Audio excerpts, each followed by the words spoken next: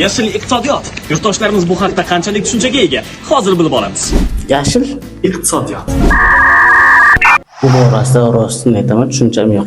Bugungi kunda eng dolzarb muammolardan biri yashillikni saqlab qolish. Masalan, bir katta binoni 2-3 yil davomida qurib bitkazish mumkin, lekin daraxt bo'lib yetishincha ko'p vaqt kerak.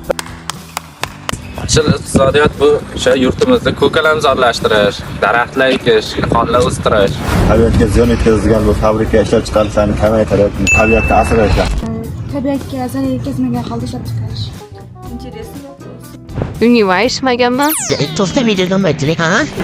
Aytganda bizlar iqtisodiyotimiz va qurilishlarni ham ekologiyamizga moslab va shu bilan birga ekologiyani buzmagan holda olib borish va shu bilan birga eng ko'p tabiatimizni asrash uchun archalarni va manzarali daraxtlarni ekishimizga e'tibor berishimiz kerak.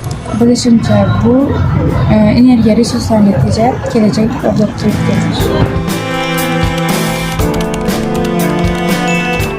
Yashil iqtisodiyot bu inson hayoti va sog'ligi uchun zarur bo'lgan resurslarni, atrof-muhit va ekologiyani bir butun saqlab qolgan holda ishlab chiqarish va xizmat ko'rsatish sohalari bilan bog'liq iqtisodiyotni yanada rivojlantirishni amalga oshirishga asoslangan iqtisodiy faoliyatning yangi yo'nalishidir.